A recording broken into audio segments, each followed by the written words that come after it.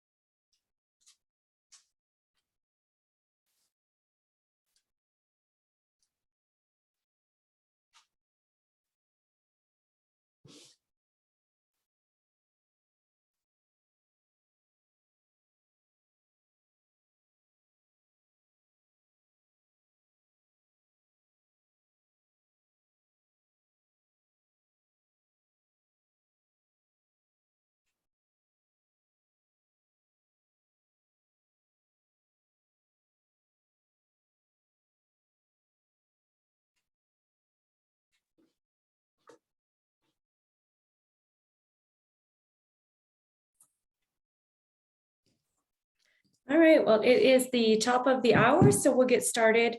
My name is Danny Montano. I'm a customer success manager here at Formstack. And just a few housekeeping items. We will be recording this webinar and send it out shortly after the recording. I also have an outline with links to all of the topics that we'll be covering today. So feel free to take notes, but don't feel like you have to, because again, every item that I'm going through will have an associated help article, sometimes a video as well. So it should have plenty of resources, but the goal today is to get you acclimated with the Formstack product, make sure you're comfortable building forms, setting up notification emails, and sharing those forms out. So that is the goal. If you have any questions, if you don't mind using the Q&A window, I will be keeping an eye on that.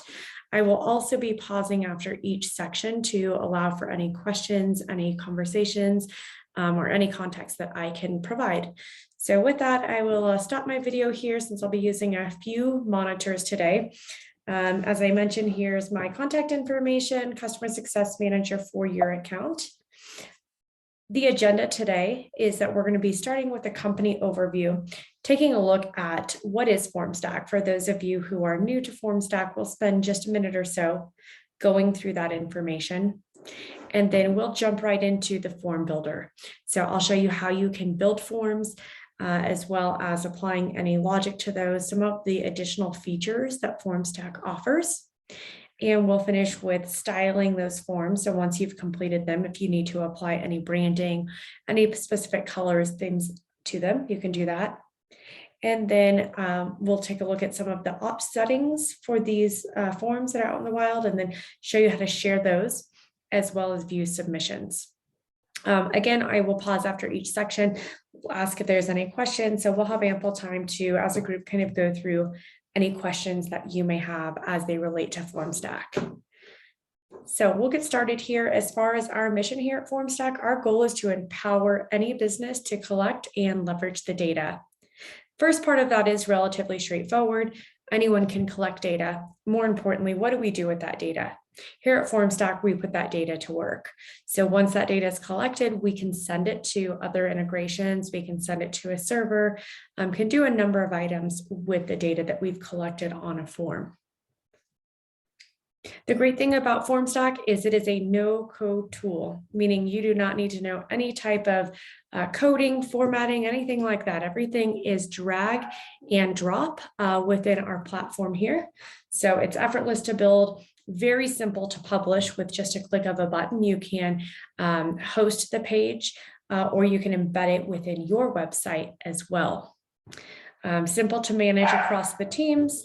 And then the last option here is painless to automate. Again, that's the entire goal behind Formstack, is digitizing those workflows and processes that would otherwise be a manual process. Paul, I see your note here as far as covering importing forms from mock forms. Great point. We will certainly cover that as well. So within Formstack, you have the option to build a form, or you can bring a form in as well from another solution. So great point. We will be sure to cover that. And without further ado, we will get started in the application itself. So as you log into your Formstack account, this is what you're going to see. Dashboard is very much like it sounds. This is where everything is at your fingertips. So we're going to show you your most recent forms, any communication that we have going on. So any new features, releases, any information that's crucial will be on this dashboard, as well as some insights into your team if you're an admin user, and some themes here. Your go-to within Formstack is going to be this search bar here. And this is actually available on any page that you're within. You can go back and look at our knowledge base here and search any questions that you may have. So let's just say we have a question regarding conditional logic. If I just type the word logic in, you can see it serves up one article. And then there's some additional context on this as well as some videos. So feel free to use that. And again, that's where you're going to land each time, is the dashboard. All right, and then let's take a look at forms here. You'll see along this left side, you have different folders that your forms can be categorized within. But the best part of this is the form building itself. So you can see I have just a few folders. We can have some archived forms. So if you have forms that you're not necessarily working on, but you still want to be handy, they can be in there, as well as deleted forms. If you do delete a form, we still keep it within our system for 7 days, just in case it was an accidental delete. And then on the 8th day, it's going to be hard deleted. So let's take a look at building a form together. As Paul mentioned, you do have the ability to import a form. So we'll start with that option here, import form. As long as you have the URL or the HTML, in most cases, the URL is probably going to be more likely that you have that. You can simply paste in that form URL, and that will bring in a form. So this existing form, you can name it. So if I wanted to, I could just name this, we'll say this is a job form test. Here's the URL.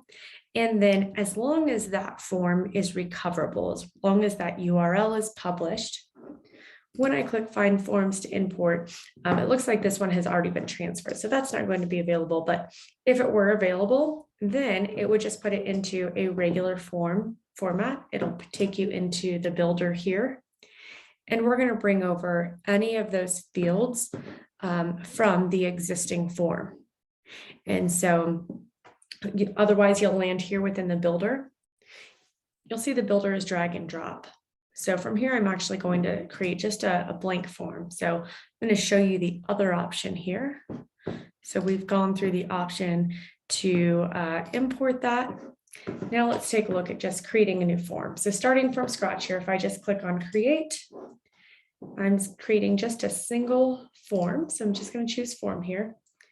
And from this point, I can choose to name my form. So for today's example, we'll just say December 16th test form. And if I wanted to save it within a particular folder, I could do that here, or I could leave it uncategorized. My next option is I can start with a blank form, or I can start with a template. So if I knew that this is going to be for, in your case, education, we do have a few templates for you to use that are going to bring in some of those basic fields. So if you wanted to, you could bring in these templates to give you a head start, Or I'm going to go back and I'm just going to start with a blank form here. So as I'm starting with a blank form, as I mentioned, everything is drag and drop. So we're going to keep this very simple today. We'll say we are just collecting a very, very simple, straightforward form from a student. So what we're going to do is we can use these basic fields on the left, and we're going to drag and drop them. So we'll say we want the student's name, email address. Let's see, we do want to know what type of student they are. So maybe within here, we're going to use a checkbox option. And you can see as you click into each of these fields, we have different options here. So as I'm in a checkbox, I can rename this. I'm going to say student type. And then I'm going to give two options. I'm going to say a current student, transfer student, student, and then we'll say new applicant. So you can see these are our types. If I wanted to, I also have other field specific options here. I can say, make this a required field. Could also add a label if I needed to, supporting text. I could say, please answer in detail, or whatever information that I want from here. So very simple. I'm collecting a name, email address, and I want to know what type of student they are. Now, this is pretty important as far as this checkbox. Later on, we're going to come back to the option to give a notification based on how they've answered. So if it's a current student, perhaps they go to a different department than if they're a transfer student or a new applicant. So we can definitely kind of choose this information based on the submission data.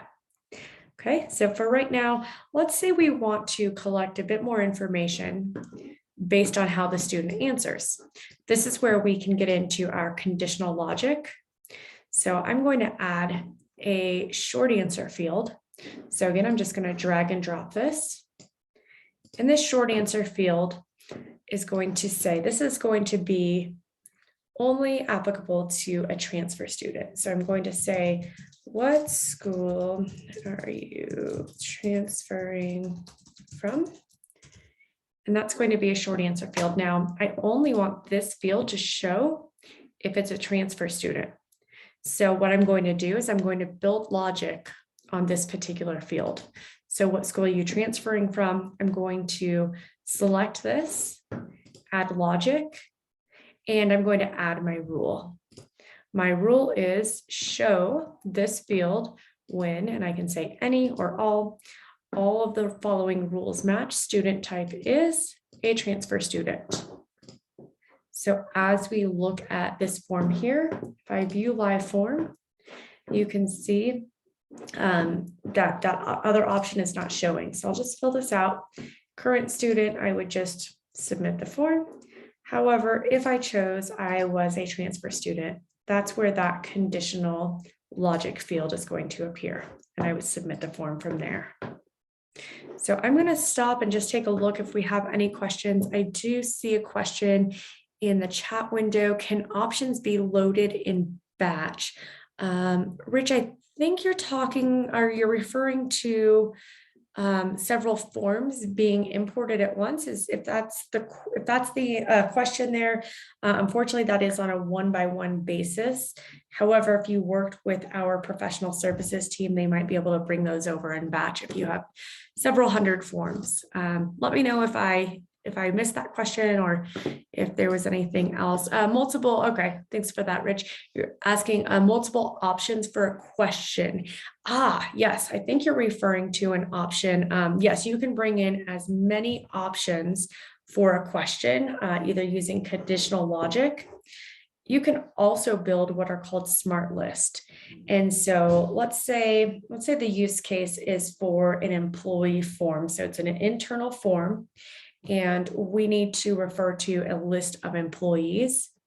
What you can do is build what's called a smart list. And a smart list in the upper right corner here is where you would actually create the smart list. Once you do this, you can batch upload the entire roster and have that available as a drop-down option, and you can use that across all forms. So essentially, you would upload or create that list one time. That list is dynamic, so if you need to update it, you can just update it in one place, and that will update across all of the forms that are using those multiple selections or those selections in batch. So that is definitely an option.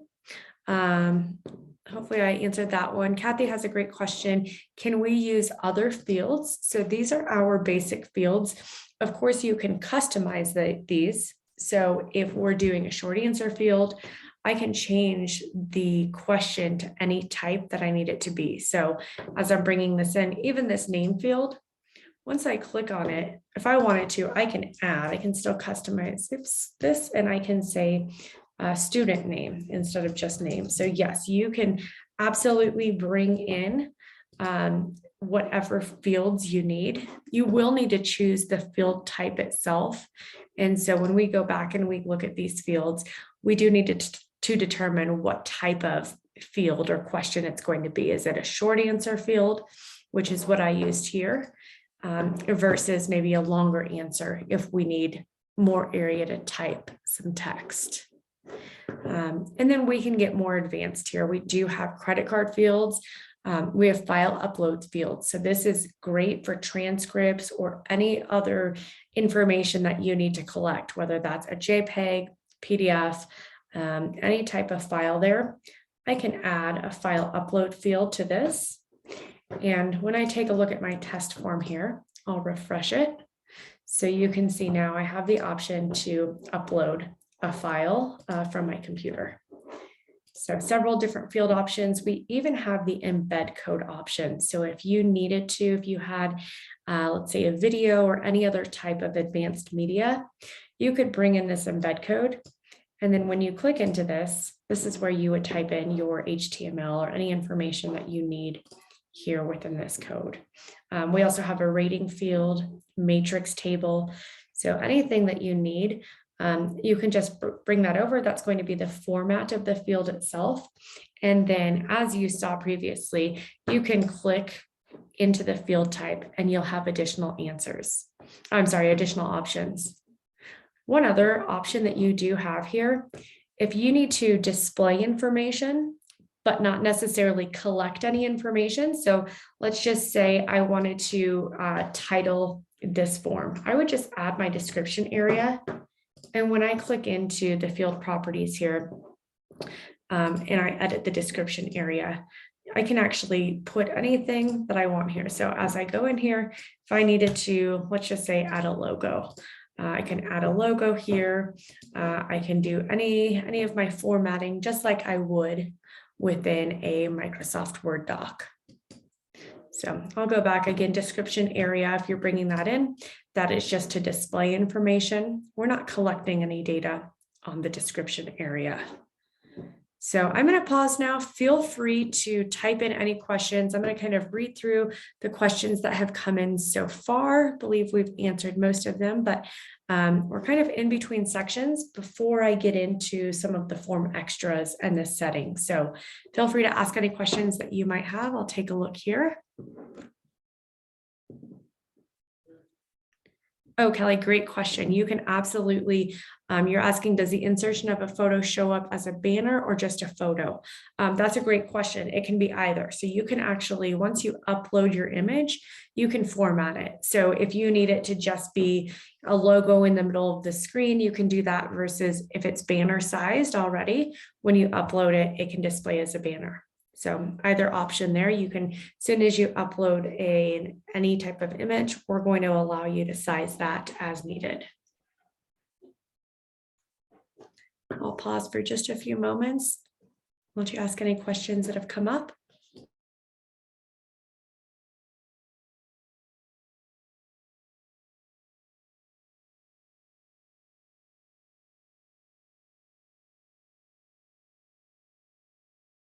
there's not an option to batch upload as a one-off.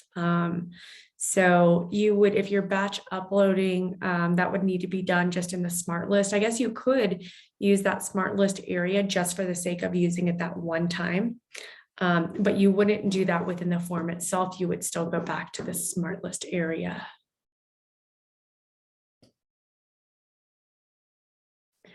Another question, when the migration takes place, will we have access to previous submissions to the form? That's a interesting one. So April's asking if you were to import an existing form from mock forms, would that also include the submissions? And the short answer is no. So when you're uploading that form, basically we're just bringing in those field types. So we're actually not bringing in like any themes, logic, anything like that. It's basically a jump start to just give you the format of those fields. Now, there is an area, and when we get to submissions here at the end of this, I'll show you, you can actually import those submissions with the accompanying form. So I'll show you how that works. So you can certainly just bring in the fields and then do the submission separately if needed. All right, catching up on a few of these. Sarah, you're mentioning you don't see the option to edit or build forms. I'm going to have you circle with Paul Brayfield after this call. He is an admin on the account, and it sounds like that's just a permission setting, but you should, there's a simple button he can choose to give you that ability. And Stacey, you're mentioning the format is not accurate on the import, or super accurate on the import. Yeah, and sometimes really that's just the jump start. You may still need to go in there and make edits, but it should bring over like the fields, and obviously the formatting might need to be tweaked a bit, but it is. I use a lot of matrix type, rate these people, et cetera, and that stuff did not transfer when I just tried it. I see. Yeah, some of the matrix fields, because they have such heavy formatting, may not come over perfectly. Now, can you use the other fields and just delete the matrix area and then use our matrix field? Oh yeah, I can go back in and recreate it, but I was hoping it was going to be like an already yes. like, look, how do you, and I did have one other question about, so at the first couple that I imported over, I didn't put the name up in that first box.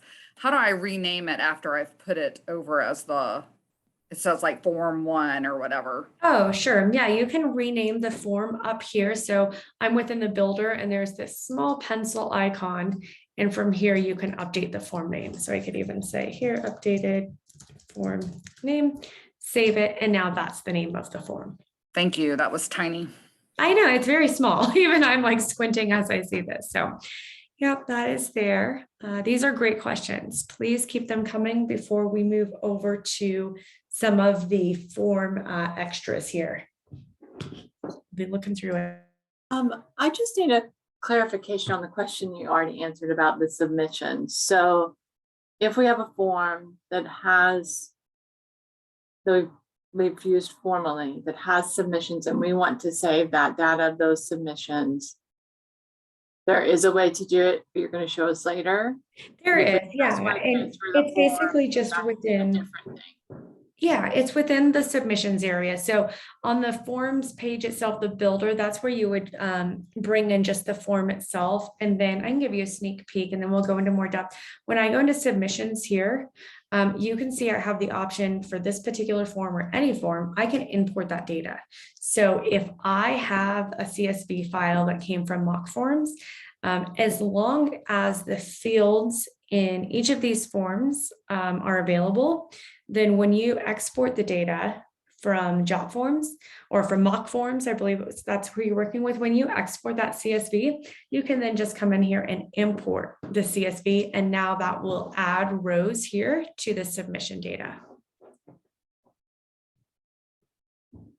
Is that helpful? Yes, thank you. Perfect.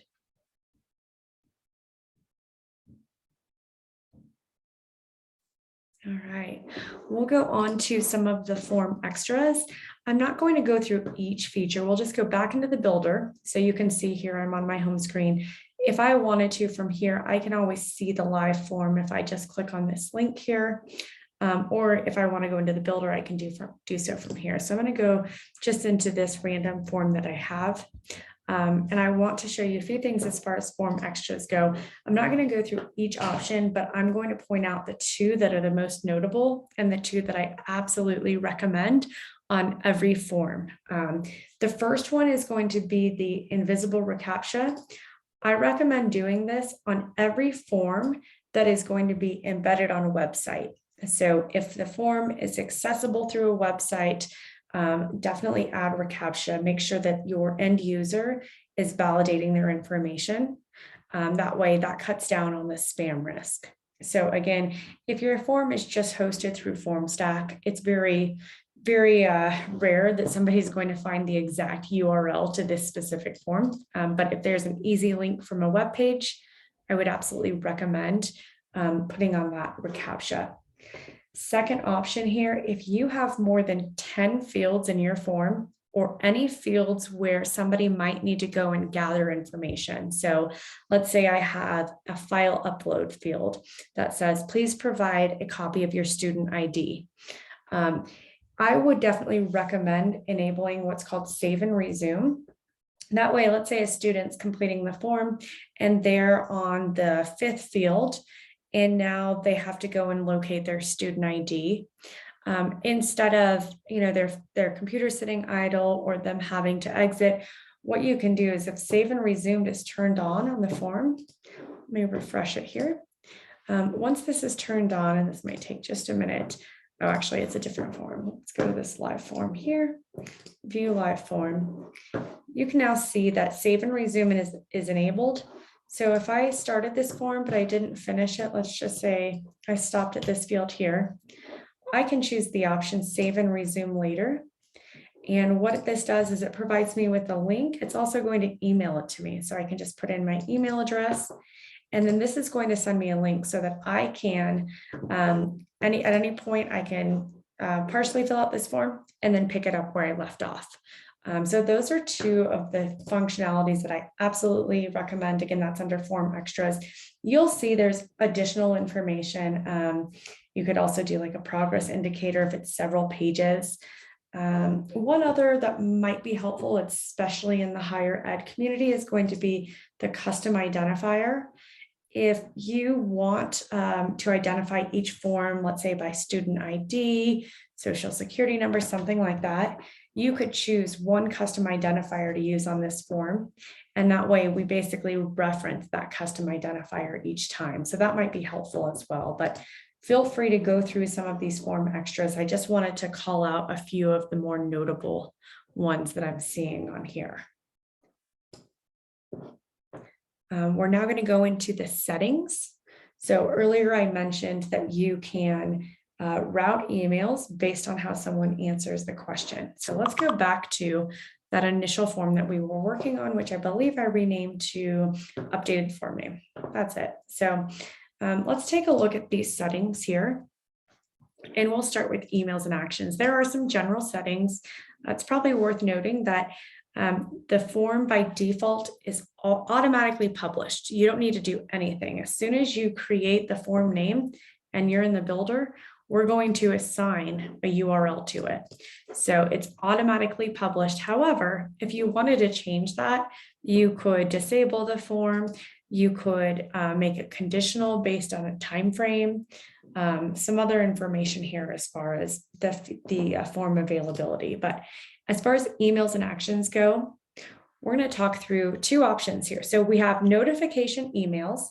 Those are going to be internal emails. So these are for, let's say, staff within your university versus our confirmation email. That's for our end user. So most likely a student or someone who is completing this form.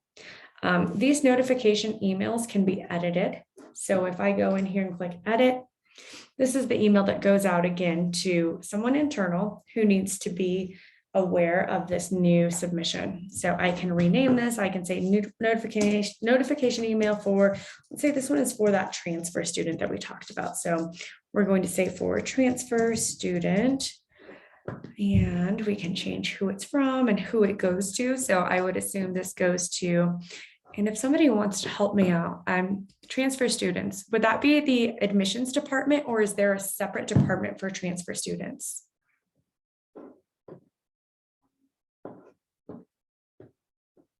We'll just assume right now that it's within admissions.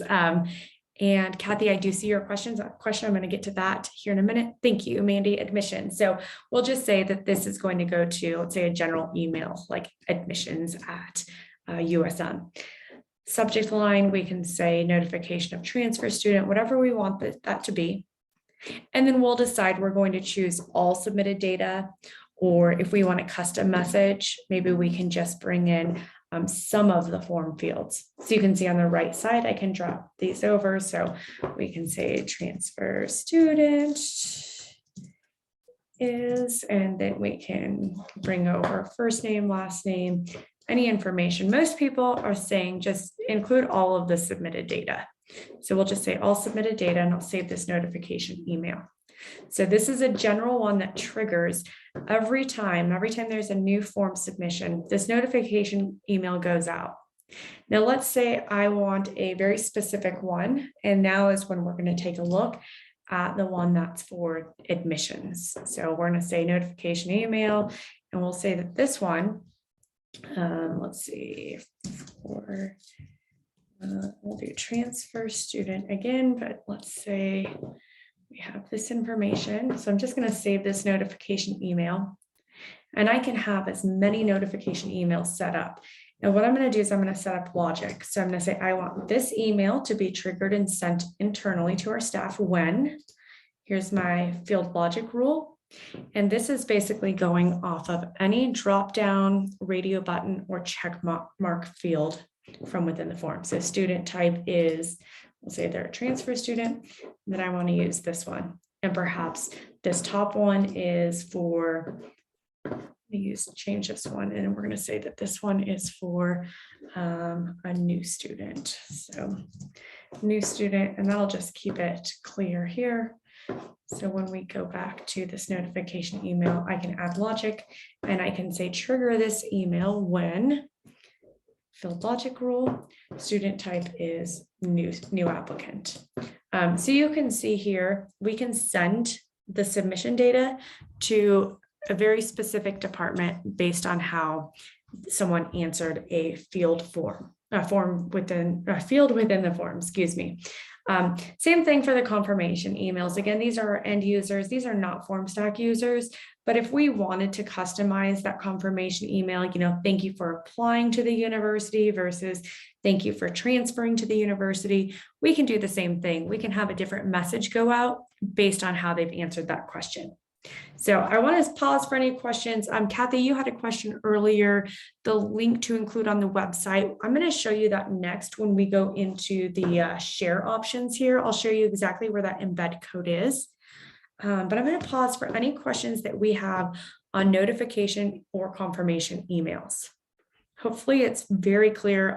I see in some accounts like 20, 30 different notifications going to different people and or departments. Based on how the field is completed. So I think we're all tracking here. I'm going to keep going through questions. All right, looks like we're in good shape there. So we have emails, actions. We also have some submission options. So welcome message, if you wanted to, for whatever reason, if you wanted someone to see a message before they actually completed the form, you could have a welcome message. Sometimes I see this used for any type of terms or disclosures, before completing the form, please be advised that, and then basically they go into the form. So I don't see that option used as often as I see the submission messages. So for the end user, after they complete a Formstack form, the default just gives them this thank you. Basically, we have your submission. Thank you for the submission. But if you wanted to customize this, you can do a custom message, and you can say, thank you. Please expect to hear from our team, or whatever else you want to say here. You can customize this. We can even add the logo here if we wanted to, inserting an image. We can also make this more customized. So we can say, thank you, Danny. We can use the form submitter's first name here. And we would just add that. Oh, that didn't like how I added that, but we do it here. So we can customize it with any of the data from the fields. So that is you just make sure you're saving that each time. So that is our submission message instead of the thank you, or we could redirect them to another URL or even another form, since each form does have its own URL. So those are some options as far as the actual submission message. It looks like I was just trying to do too many things all at once. Let's see, we'll go through any integrations that you want to set up. You'll also do so from within settings. So again, everything at Formstack is on a form by form basis. So there's not anything that we're doing in mass as far as, send all of the data to this integration. We're just doing this on a form basis. So for this form, let's say I wanted to set up a simple Google Sheets. So I want all of this information to go to Google Sheets. I would just add that integration. So once I add this, I've used this integration before, so it's giving me the option if I want to just copy those credentials from another form, and I do. So we could see that I'm integrated. And then from this point, once we turn the Google Sheet on, all of the information from our submission data will send over to a Google Sheet. So I want to show you all of our integration partners. So if I just go to integrations here, you can see we have hundreds of integration partners. So I have customers doing actions as simple as send it to a Google Sheet. I have some sending it to an S3 bucket within Amazon to store it, webhooks, going to Box, Drive, all of these different functionalities. So that's for the integration. I see a question coming in. Sarah, you're asking, does the embed code field support HTML5? I believe it's just HTML. And then yes, it does. Well, if 5 includes JavaScript and CSS, I know we definitely support both of those within the embed field as well. So it sounds like by default, that's going to be HTML5 as well. But we do support CSS, JavaScript, and HTML in the embed field there. So I'm going to pause here. What questions do you have as far as settings go before we look at how do we share this form out, and then how do we analyze our submission? So I'll go on mute here. Feel free to either unmute yourself and ask a question or type it in the Q&A or chat box.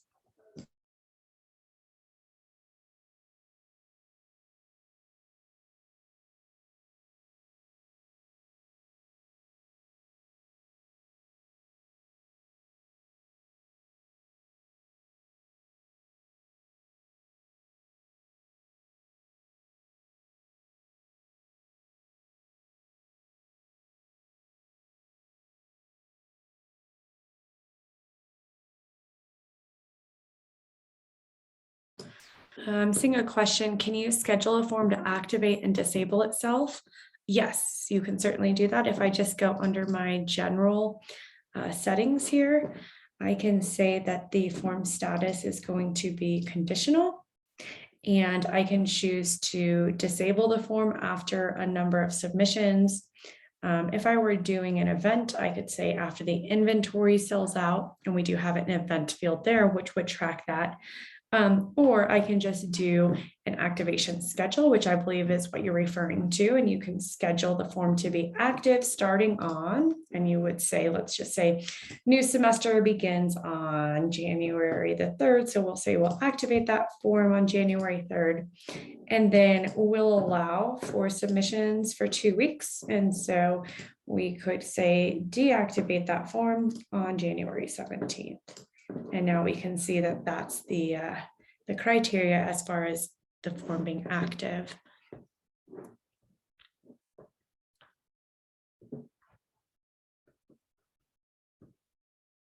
Someone's asking, have all forms from mock forms been imported, and when will this go live and override mock from on our side? Paul or Chris, if you can hear me, question might be for you. I believe that our professional services team did bring in hundreds of forms from mock forms. Is that correct? If you can either come off mute or maybe even answer within that chat window. Yes, that's correct. We did an initial import back in 2019. And those are some of the forms that are out there now in the folders, but those need to be reviewed and updated as per the instructions that were sent out today.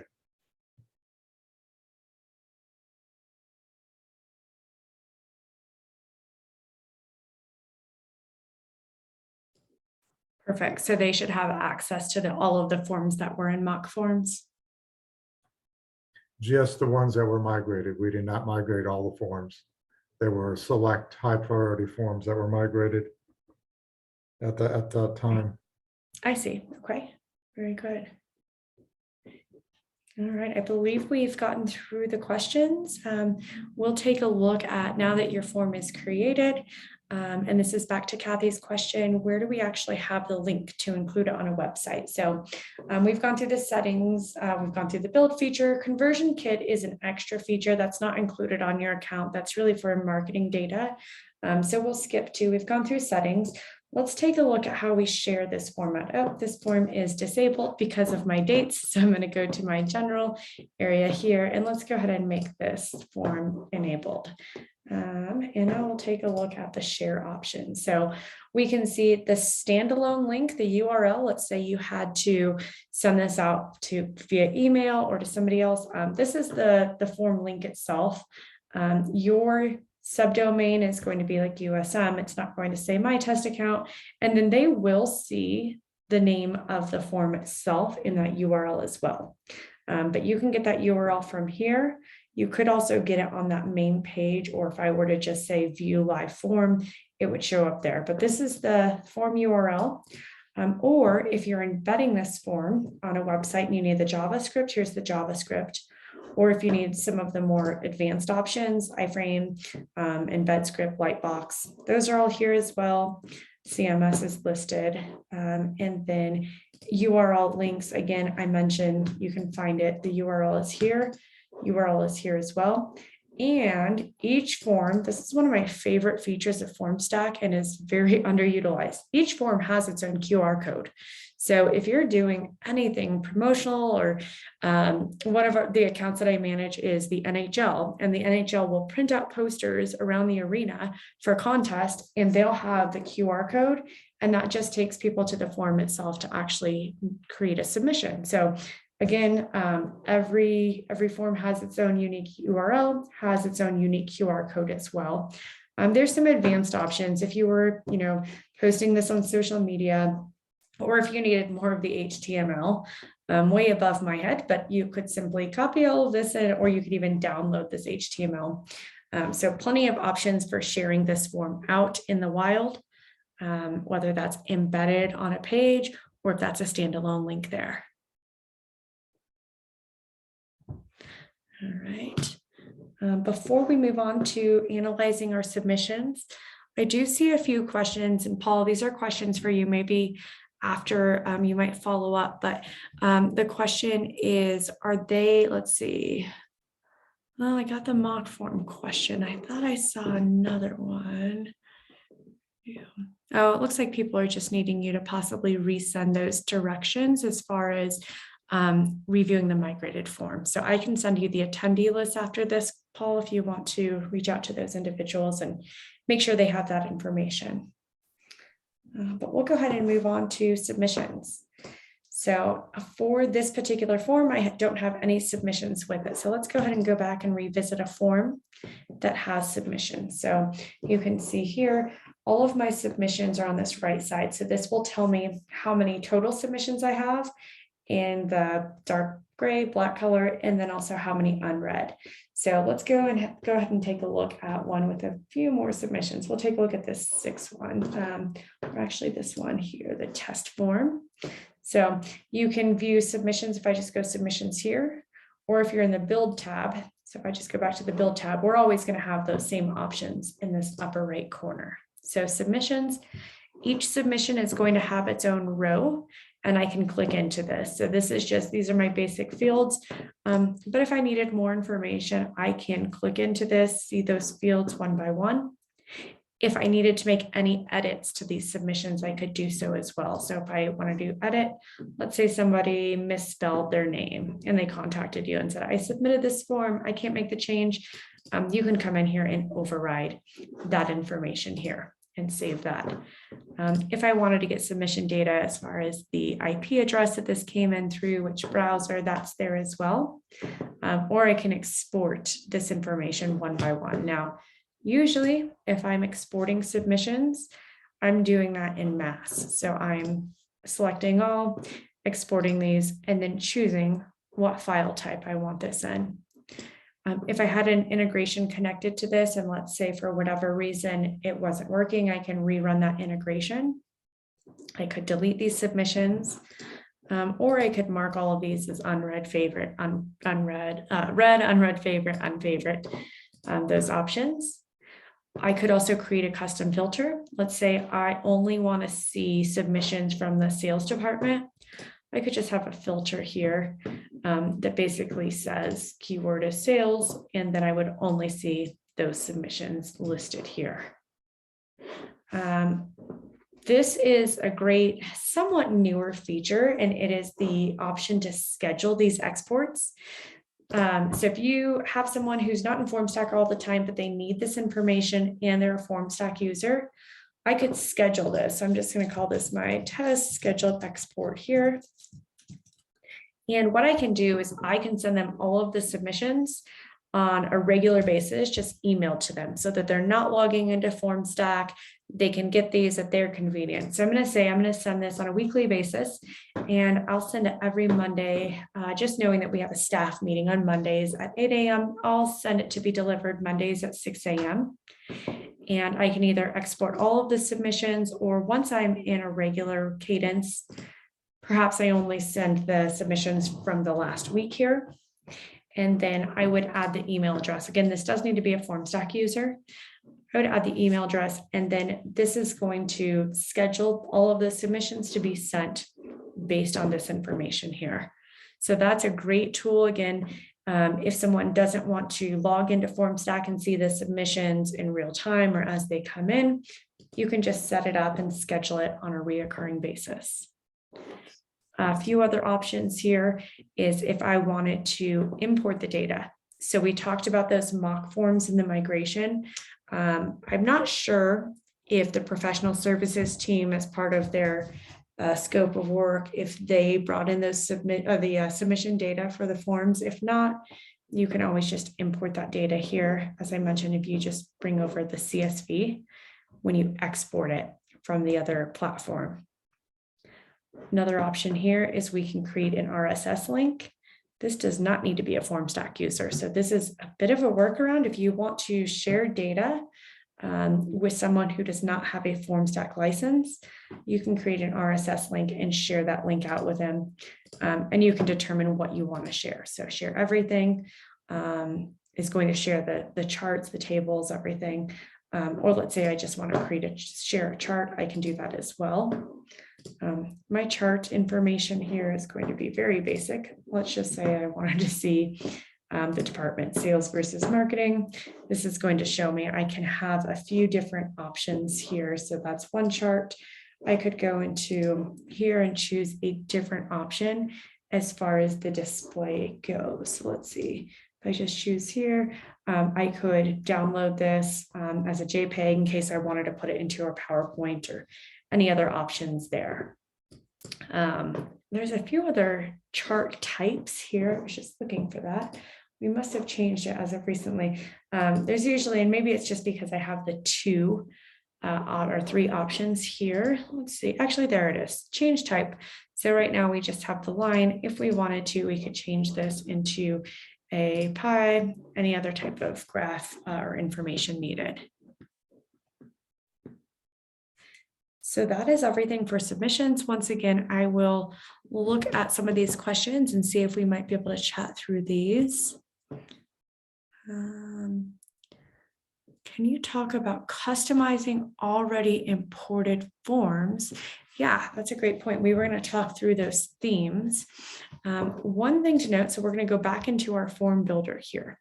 One thing to note, if you are embedding these forms onto a web page, they're automatically going to pick up the same CSS or the same colors and font type as whatever is on that page. So we're basically reading the CSS and adopting that same exact look and feel.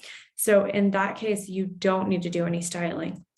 The only time you would actually want to customize the colors and the fonts, any of your themes, is if it's a standalone form. So standalone, let's say I have this one here in the build tab. We've looked at the build. I can also go into style here. And this is where I can change the look and the feel of the form. So you can see we have some just kind of out of the box style options that you can use, but you can also create your own. So you can create your own, choose your form colors, your font type, everything.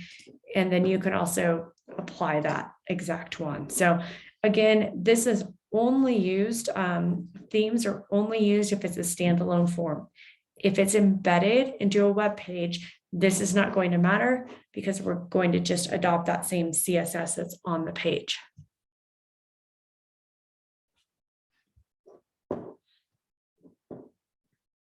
Hopefully that answered that one.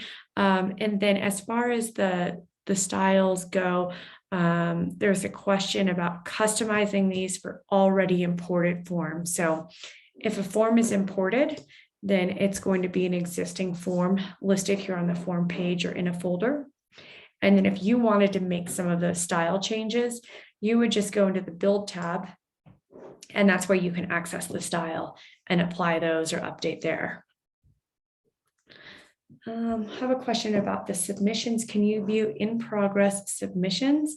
So in progress submissions are only if the form was a workflow form. So workflow form means that it goes to several different departments.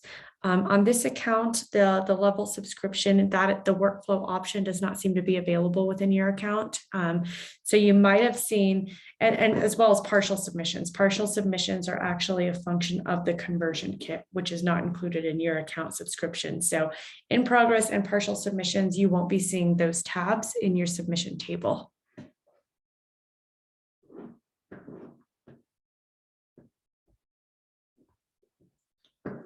All right. Looks like we have caught up on questions. One thing I'm going to show you before we go here is if you are in Formstack and you're struggling with any technical issues or with a particular form, if you just choose this information icon, you have the option to submit a ticket with our team or even schedule a support call. Whatever is easiest for you and kind of based on the sensitivity of the form and maybe the timing. You can also, if you go to search answers now, this is taking you to that same knowledge base that I shared with you earlier. So let's say I had a question as far as let's say the colors of the font. You can see as soon as I type in color, I have several different articles, videos, training, anything around that. So feel free to use that knowledge base. Again, any information you need, you'll just click on the I here. I am seeing some of those questions about licensing. That's going to go through Paul. So if you can connect with Paul after this, that would be helpful. He'll be able to give you some of that information. And Paul, it looks like you've shared a few links in the chat. Is that for them to get signed up? Yes, that's the login link. Just wanted to repost it just in case somebody didn't get it. Great idea. So that's in the chat window there. For those of you actually who put it in both, way to cover the bases there. That's in both windows. If anyone needs to access those. Can a form be printed? It could. Let me see. I haven't seen anybody print a form, but let's take a look at the live form link. If I do Command P, yeah, you could print it this way and you can see it comes up as the form. So yes, the form can be printed.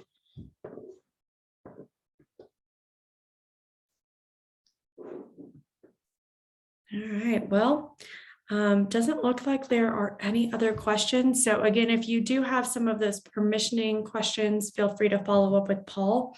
Otherwise, I will be sending out this recording as well as an outline going through everything that we went through today with additional links as well. Looks like one other question came in. Can the forms be exported to a PDF? No, that they can't. The submissions themselves can, but the forms, like the fields and the form itself cannot be exported to a PDF. It does have its own link. So if you were taking it to another platform or anything there, you could do that. But otherwise, it's really just the print option. I guess when you go to the print option, you could choose to, I'm just thinking here, obviously I have this set up as a printer. I guess you could save this as a PDF here. So that would work. I just don't know that it's going to be, for the use case. Obviously, once you print it, that data is no longer collected in Formstack. It's just on paper. But yeah, it looks like that is an option. So I just did a Command P on a Mac, or Control P if you were on a Windows computer. And then as soon as I did that, gave me the option to print or save it as a PDF. So it looks like that is an option.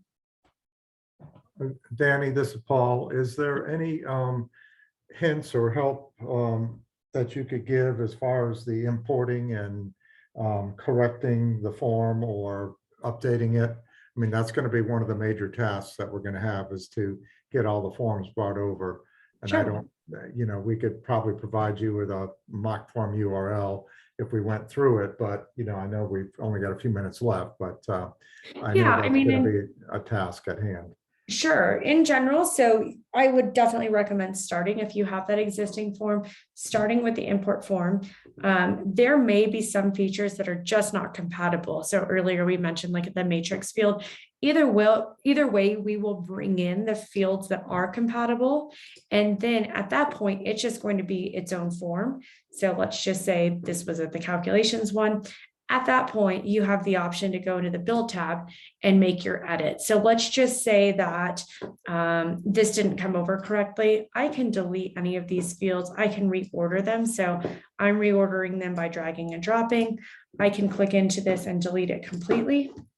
And we're always going to double prompt you with that. And then you can bring in any new fields or any replacement fields that you need. And then you can also change the text as needed. So definitely very editable for those purposes. I do see a question about the invisible reCAPTCHA. That is not WCAG compliant. And the question is, are there other spam blocking features?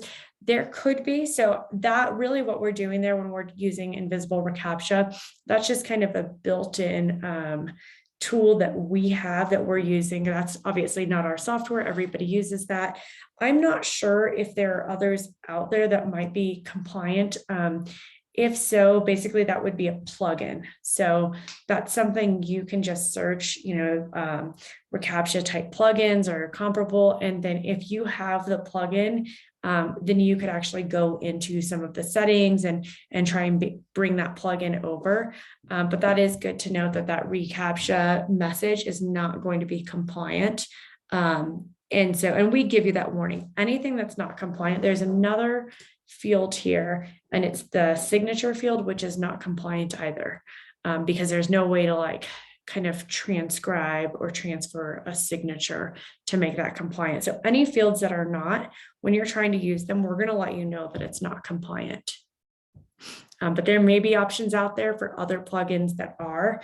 Again, that would just be, it's considered a plugin. So it's basically another tool that you might be able to incorporate into the Formstack system.